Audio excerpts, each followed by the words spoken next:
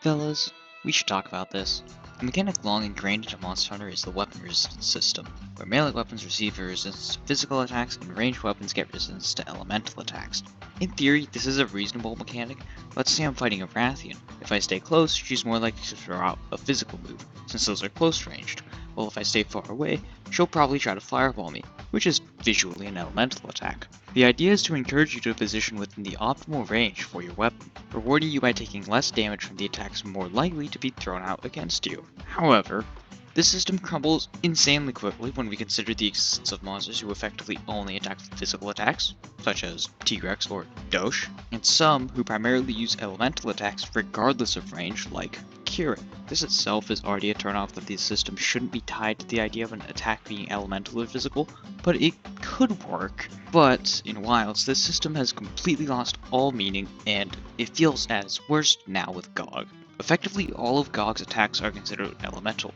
Oil Beam, Fire Beam, Ground Explosions, all physical according to the game. This has been a problem throughout Wilds with a bunch of moves that should have been considered element being physical, but with Gog being such a central fight to the new endgame, it's a huge slap to the dick for ranged players. You get hit on a ranged weapon, even with max transcended armor and the defense up large from the horn, you either one-shot or have taken so much damage that unless you heal to full, you will get one-shot by the next attack. How could we fix this though?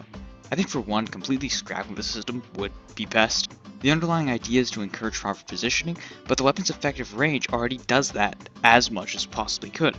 If you're too far on a melee weapon, you can't hit the monster, and if you're too close or too far on a ranged weapon, you do less damage. If you had to keep some fragment of the system, I would make it into close quarters resistance and long range resistance. It makes the system easier to understand when some moves are meant to catch close range hunters, like Maggie's Thunderfart, but appear to be elemental. Simply put, if a move is more likely to be thrown out against faraway hunters, it gets the faraway designation, which gives ranged weapons a resistance, while moves that are more likely to be thrown against close range hunters get that designation, dealing less damage to melee hunters.